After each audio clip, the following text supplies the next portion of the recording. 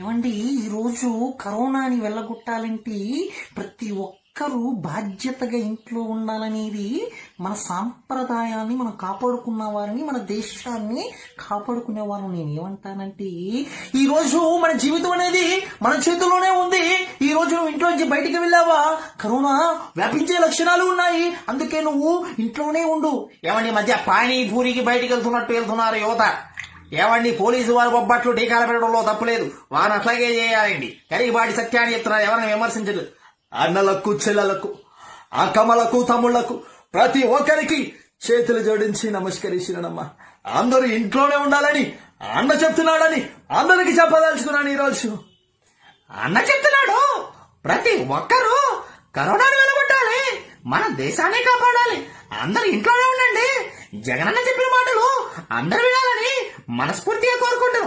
ఏరో తమ్ముళ్ళు, మన దేశం మన చేతిలో ఉంది, ప్రతి ఒక్కరూ ఇంట్లోనే ఉండాలి, బయట వెళ్ళొద్దని ప్రతి ఒక్కరు తెలియజేస్తున్నాడు. తమ్ముళ్ళు,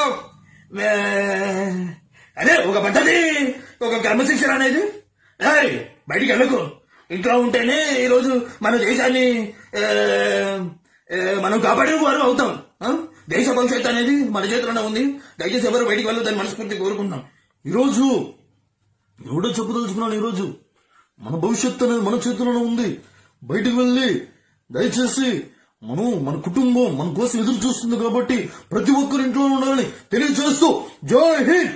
రాజా బగర్ రాజా ఏమంటే ప్రతి ఒక్కరు బయటికి వెళ్తారా, అతను ఇంట్లో ఉండాలి, ఇంట్లో ఉంటేనే మన దేశం మన ఉంటుంది, బాధ్యత ఉండాలంటే ఎవరైనా బయటికి వెళ్తే ఏమైపోతుందో భయపడాలిగా రాజా.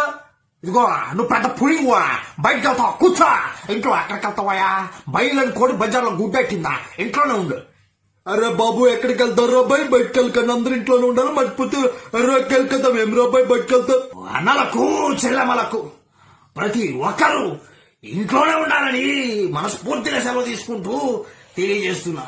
నిజంగా ప్రతి ఒక్క పౌరుడు ఈ రోజు ఇంట్లోనే ఉంటే కరోనాను వెళ్ళగొట్టే అవకాశాలు ఉంటాయి. నిజంగా అందరు ఇంట్లో ఉన్న మనస్ఫూర్తి కోరుకుంటున్నాను.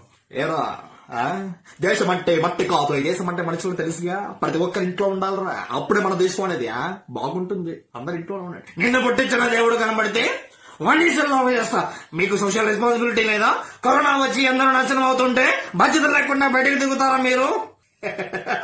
ఏవిరా బయటికి తిరుగుతున్నావరా, కబ్బిడావిడిక నెత్తి మీద పడేయాలని బాంబిస్తాను రబ్బి. ఇంట్లో కూర్చొని చల్లగా ఏసీ పెట్టుకొని టీవీ చూడు రాజా, ఎడకి పడిపోతావు. కొండలు లేకపోతే ఏం పోదురా, ఇంట్లోనే ఉండి కరోనాని పోయేంత వరకు ఇంట్లో కూర్చోరా.